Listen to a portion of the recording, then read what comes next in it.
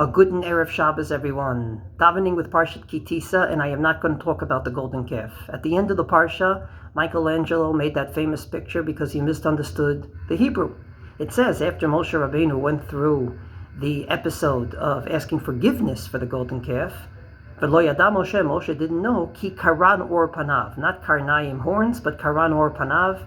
His face glowed. His face looked so beautiful, so amazing that the Jewish people were scared to come close. And only when Moshe Rabbeinu called them over did they come close. I believe this teaches us a message. Many of us are very scared to come close to holy things. Many of us feel very reluctant to touch something that's too holy. Namely, if it's shul, if it's davening, if it's anything that has to do with holiness, it's too holy for me to touch. It's like the old joke about the new rabbi, where the congregation says, he's a genius. And you ask, well, if he's such a genius, what did he say? And the answer is, who can understand him? He's such a genius. Comes along this week's Parsha and says that if God commanded us to daven, be it once a day, every day biblically, be it in times of stress and dire straits according to the Ramban, and definitely rabbinically 3 times a day, then it means each and every one of us can get close to it.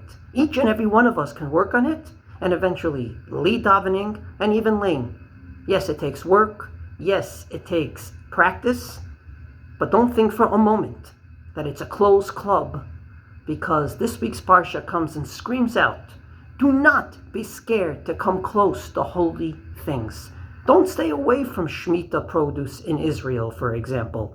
Embrace it, use it, and treat it with holiness.